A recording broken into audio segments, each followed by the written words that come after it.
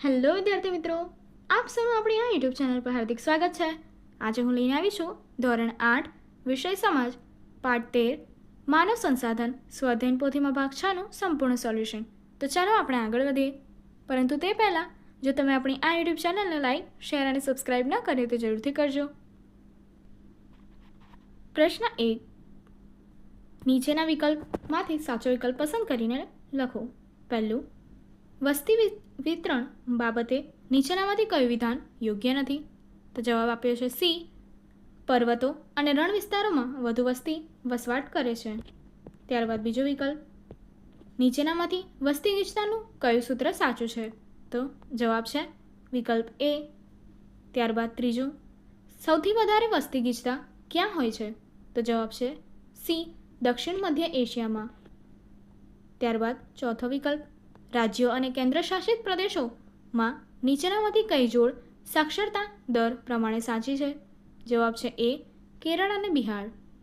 પાંચમો વિકલ્પ, વસ્તી વિતરણને અસર કરનાર પરિબળોમાં નીચેનામાંથી કયું પરિબળ યોગ્ય નથી? જવાબ છે ડી. વાહન. વિકલ્પ 6, ક્યાંના મેદાન સૌથી વધારે ગીચ વસ્તી ધરાવતા વિસ્તાર છે? જવાબ છે બી. ગંગાના મેદાન. વિકલ્પ 7, વિશ્વ અને ભારતમાં સૌથી વધુ ગીચ વસવાટના ક્ષેત્રો આર્થિક પરિબળોના આધારે નીચેનામાંથી કયા કયા છે? જવાબ છે સી. ઓસાકા, મુંબઈ. વિકલ્પ 8, નીચેનામાંથી કયા વિસ્તારો વધુ વસ્તી ધરાવે છે? જવાબ છે સી. એ અને બી બંને, એટલે કે દક્ષિણ આફ્રિકાના કાની હીરાની ખાણો અને મધ્ય પૂર્વ એશિયામાં ખનિજ તેલના ક્ષેત્રો. વિકલ્પ 9, સ્ત્રી અને સ્ત્રી પુરુષના પ્રમાણનું સૂત્ર કયું છે? જવાબ છે સી.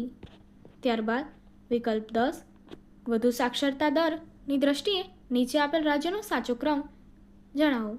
જવાબ છે સી. 1, 3, 4 અને 2, એટલે કે કેરળ, મહારાષ્ટ્ર, તમિલનાડુ અને ગુજરાત. આગળનો પ્રશ્ન 2, નીચે આપેલી ખાલી જગ્યા પૂરો. પહેલું, માનવી હંમેશા પર્વતો અને ઉચ્ચ પ્રદેશોની સરખામણીએ ખાલી જગ્યા વિસ્તારોમાં રહેવાનું વધારે પસંદ કરે છે. જવાબ છે મેદાની વિસ્તારો. ત્યારબાદ બીજું, સારા રહેઠાણ, શિક્ષણ અને ખાલી જગ્યાની સગવડોના વિસ્તારો વધુ ગીચતાવાળા છે. જવાબ છે સ્વાસ્થ્ય. ત્યારબાદ ત્રીજું, વિશ્વની 90%થી વધુ વસ્તી પૃથ્વીના લગભગ ખાલી જગ્યા વિસ્તારમાં વસવાટ કરે છે. જવાબ છે 30% વિસ્તારમાં. ચોથો વિકલ્પ, ચોથી ખાલી જગ્યા, ઇજિપ્તમાં ખાલી જગ્યા નદીના ફળદ્રુપ મેદાનો ગીચ વસ્તી ધરાવતો વિસ્તાર છે. જવાબ છે નાઇલ નદી. પાંચમું, માનવ સંસાધન વિશ્વમાં ખાલી જગ્યા રીતે વિતરણ પામેલ નથી. જવાબ છે સમાન રીતે. પ્રશ્ન 3, નીચેના વિધાનો ખરા છે કે ખોટા તે જણાવો. પહેલું, ખૂબ ગરમ અથવા ખૂબ ઠંડા વિસ્તારમાં વસ્તી વધુ જોવા મળે છે. વિધાન ખોટું છે. બીજું, જ્યાં બિનક્ષારીય જળ સરળતાથી ઉપલબ્ધ હોય ત્યાં વસ્તી વધુ જોવા મળે છે. જવાબ છે ખરું, આ વિધાન સાચું છે. ત્રીજું, આપણા દેશમાં કૃષિ આશ્રિત વસ્તીનું પ્રમાણ આશરે 88% છે. વિધાન ખોટું છે. ચોથું, આપણા દેશમાં બિહાર રાજ્યનો સાક્ષરતા દર સૌથી ઓછો છે. વિધાન સાચું છે. પાંચમું, પરિવાર, ધર્મ અને સાંસ્કૃતિક મહત્વ ધરાવતા સ્થાન વસ્તીને આકર્ષિત કરે છે. વિધાન સાચું છે. પ્રશ્ન 4, યોગ્ય જોડકા જોડો. તો ચાલો જોઈએ. પહેલું, ભારત, તો એની માટે જવાબ આપ્યો છે સી. ગંગા અને બ્રહ્મપુત્ર. ત્યારબાદ બીજું આપ્યું છે ચીન, એની માટે જવાબ આપ્યો છે એ. હવાગો અને ચાંગજિયાંગ. ત્યારબાદ ત્રીજું છે ઇજિપ્ત, તો એની માટે જવાબ આપ્યો છે બી. નાઇલ. અને ચોથો વિકલ્પ છે જાપાન, જેની માટે જવાબ આપ્યો છે ઈ. ઓસાકા. આગળનો પ્રશ્ન 5, નીચે આપેલા વિધાનોમાંથી ખોટો શબ્દ છે કે વિધાન ફરી લખો. પહેલું, ક્ષેત્રફળની દ્રષ્ટિએ મધ્યપ્રદેશ ખાલી જગ્યા દેશનું બીજું મોટું રાજ્ય છે. ત્યારબાદ બીજું, ઈસવીસન 1999માં વિશ્વની વસ્તી આશરે 6 અબજ હતી. ત્રીજું, વર્ષ 2011ની વસ્તી ગણતરી પ્રમાણે ભારતની વસ્તી ગીચતા 382 છે. ત્યારબાદ ચોથું, માનવી હંમેશા પર્વતો અને ઉચ્ચ પ્રદેશોની સરખામણીએ મેદાની વિસ્તારોમાં રહેવાનું વધારે પસંદ કરે છે. આગળનું જોઈએ. આગળનો પ્રશ્ન, વિકસિત દેશોમાં લગભગ 1/4 શ્રમિકો ઉદ્યોગમાં જોડાયેલા હોય છે. પ્રશ્ન 6, પારિભાષિક શબ્દોની સમજણ આપો. તો ચાલો જોઈએ. પહેલું, માનવ સંસાધન. સ્વસ્થ, સુરક્ષિત, કેળવાયેલા, પ્રતિભાવંત અને વિચારશીલ લોકો પોતાની જરૂરિયાત પ્રમાણે સંસાધનોનો વિકાસ કરે છે. એ રીતે તેઓ પોતાનો, સમાજનો અને રાષ્ટ્રનો વિકાસ કરે છે. બીજું, સ્ત્રી પુરુષનું પ્રમાણ. દર 1000 પુરુષોની વસ્તીમાં સ્ત્રીઓની સંખ્યાના પ્રમાણને સ્ત્રી પુરુષ પ્રમાણ એટલે કે જાતિ પ્રમાણ કહે છે. સ્ત્રી પુરુષના પ્રમાણને સૂત્ર દ્વારા આપણે આ પ્રમાણે દર્શાવી શકાય છે. ત્યારબાદ પ્રશ્ન 7, નીચેના પ્રશ્નોના 1 થી 2 વાક્યોમાં જવાબ આપો. પહેલું, કયા 5 રાજ્યની દેશની અડધાથી વધુ વસ્તી વસવાટ કરે છે? ભારતની અડધાથી વધુ વસ્તી ઉત્તર પ્રદેશ, મહારાષ્ટ્ર, બિહાર, પશ્ચિમ બંગાળ અને આંધ્રપ્રદેશ આ 5 રાજ્યોમાં વસવાટ કરે છે. બીજો પ્રશ્ન, વસ્તી વિતરણ એટલે શું? જવાબ, પૃથ્વી સપાટી પર એટલે કે પૃથ્વીના ખંડોમાં જે રીતે વસ્તી ફેલાયેલી છે તેને વસ્તી વિતરણ કે વસ્તી વિભાજન કહે છે. ત્રીજું, સાક્ષરતા દરનું સૂત્ર જણાવો. તો જે તમે અહીંયા જોઈ શકો છો, સાક્ષરતા દર બરાબર 7 વર્ષ કે તેનાથી વધુ ઉપરના સાક્ષર વ્યક્તિની સંખ્યા છેદમાં 7 વર્ષ કે તેનાથી વધુ ઉંમરની વ્યક્તિ વસ્તી ગુણ્યા 100. ત્યારબાદ પ્રશ્ન 4, ક્ષેત્રફળની દ્રષ્ટિએ ભારતનું સૌથી મોટું રાજ્ય કયું છે? તો જવાબ છે રાજસ્થાન. પ્રશ્ન 5, ભારતના એવા રાજ્યો કયા છે જ્યાં વસ્તી વૃદ્ધિ દર વધુ છે પરંતુ સાક્ષરતાની ટકાવારી ખૂબ જ ઓછી છે? તો જવાબ છે બિહાર, ઉત્તર પ્રદેશ અને છત્તીસગઢ. પ્રશ્ન 8, નીચેના પ્રશ્નોના મુદ્દાસર જવાબ આપો. પહેલો પ્રશ્ન, વસ્તી વિતરણને અસર કરનારા ભૌગોલિક પરિબળો જણાવો. જવાબ, વસ્તી વિતરણને અસર કરનારા ભૌગોલિક પરિબળો નીચે મુજબ છે. પહેલું છે પ્રાકૃતિક રચના. પ્રદેશની પ્રાકૃતિક રચના વસ્તી વિતરણ પર ગાઢ અસર કરે છે. બીજું છે આબોહવા. અતિશય પ્રખર ગરમી કે કડકડતી ઠંડી પડતી હોય એવા વિસ્તારોમાં માનવ વસવાટ માટે પ્રતિકૂળ છે. ત્રીજું જમીન. નદીઓના કાંપના મેદાનોની જમીન અત્યંત ફળદ્રુપ હોય છે જે ખેતી પ્રવૃત્તિ માટે ખૂબ જ ઉપયોગી હોય છે. પ્રશ્ન 2, વસ્તી વિતરણને અસર કરનારા સામાજિક, સાંસ્કૃતિક અને આર્થિક પરિબળો જણાવો. જવાબ, પહેલું છે સામાજિક પરિબળ.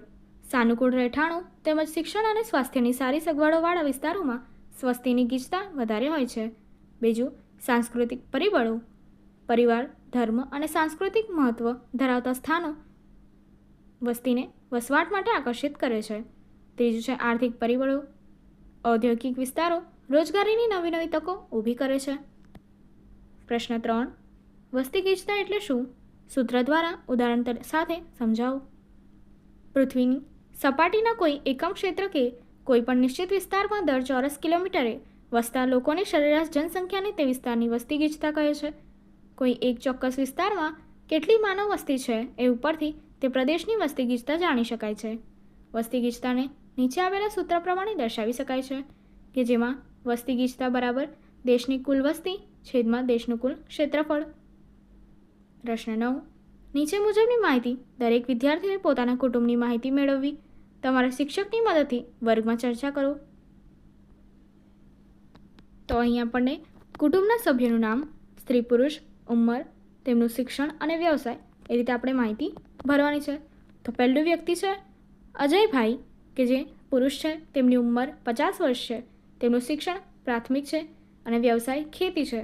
તે જ રીતે બીજું વ્યક્તિ છે જમનાબેન કે જે સ્ત્રી છે, તેમનું વજન 49 કિલો છે, તેમનું શિક્ષણ પણ પ્રાથમિક છે અને તેમનો વ્યવસાય ખેતી છે. ત્રીજું છે જય કે જે પુરુષ છે, જે 35 વર્ષીય છે, ત્યારબાદ તેનું શિક્ષણ કોલેજ છે અને તેનો વ્યવસાય છે. ત્યારબાદ ચોથું રિંકલ છે કે જે એક સ્ત્રી છે, તેનું ઉંમર 32 વર્ષ છે, તેનું શિક્ષણ કોલેજ છે અને તેનો વ્યવસાય નોકરી છે. પાંચમું રિયાંશ કે જે પુરુષ છે, તેની ઉંમર 10 વર્ષ છે, તેનું શિક્ષણ ધોરણ 5 કક્ષા સુધી છે અને તેનો વ્યવસાય તો કે તેમાં એ અભ્યાસ કરી રહ્યો છે. છઠ્ઠું જીયાન કે જે પુરુષ છે, જેની ઉંમર 7 વર્ષ છે, જે ધોરણ 2માં અભ્યાસ કરે છે, તેનું શિક્ષણ ધોરણ 2 સુધી છે અને તેનો વ્યવસાયમાં અભ્યાસ કારણ કે તે હજુ અભ્યાસ કરી રહ્યો છે. પ્રશ્ન 10, પાઠ્યપુસ્તકના પાના નંબર 92, 93 અને 94 પરના કોષ્ટક પરથી નીચે આપેલ કોષ્ટકમાં સાક્ષરતા દર પ્રમાણે રાજ્ય અથવા પ્રદેશનો ગોઠવો. તો અહીં આપણને પહેલું આપ્યું છે 100%થી 80% સુધી સાક્ષરતા દર ધરાવતા રાજ્ય અથવા પ્રદેશો: હિમાચલ પ્રદેશ, ચંડીગઢ, દિલ્હી, સિક્કિમ, નાગાલેન્ડ, મિઝોરમ, ત્રિપુરા, દમણ અથવા દીવ, મહારાષ્ટ્ર, ગોવા, લક્ષદ્વીપ, કેરળ, તમિલનાડુ અને પોંડુચેરી. ત્યારબાદ 79.99થી 70% સુધી સાક્ષરતા દર ધરાવતા રાજ્ય અથવા પ્રદેશો: પંજાબ, ઉત્તરાખંડ, હરિયાણા, મણિપુર, મેઘાલય, અસમ, પશ્ચિમ બંગાળ, ઓડિશા, છત્તીસગઢ, મધ્યપ્રદેશ, ગુજરાત, દાદરા અને નગર હવેલી, કર્ણાટક. ત્યારબાદ 69.99થી ઓછી સાક્ષરતા ધરાવતા રાજ્ય અથવા પ્રદેશો: કાશ્મીર, રાજસ્થાન, ઉત્તર પ્રદેશ, બિહાર, અરુણાચલ પ્રદેશ, ઝારખંડ, આંધ્રપ્રદેશ. આગળનો પ્રશ્ન 11. નીચે આપેલા ભારતના નકશામાં જે તે વિગતોને લાગુ રાજ્ય દર્શાવી રંગ પૂરો. તો અહીં તમે જોઈ શકો છો કે અહીં કીધું છે પહેલું સૌથી ઓછી સાક્ષરતા ધરાવતું રાજ્ય, તો કે લાલ રંગનું છે જે છે બિહાર, કે જે તમે અહીંયા જોઈ શકો છો. ત્યારબાદ બીજું વાક્ય છે સૌથી વધુ સ્ત્રી પુરુષનું પ્રમાણ ધરાવતું રાજ્ય, તો જે છે વાદળી રંગનું કેરળ, કે જે તમે અહીં જોઈ શકશો. ત્યારબાદ ત્રીજું છે સૌથી ઓછું સ્ત્રી પુરુષનું પ્રમાણ ધરાવતું રાજ્ય કેસરી, તો કે જે છે હરિયાણા. અને ત્યારબાદ છેલ્લું 79.31% સાક્ષરતા દર ધરાવતું રાજ્ય પીળો રંગ, કે જે અહીંયા તમે ગુજરાત જોઈ શકશો. આગળની એક્ટિવિટી જોવા માટે અહીં આપેલી એન્ડ સ્ક્રીન પર ક્લિક કરો. Thank you.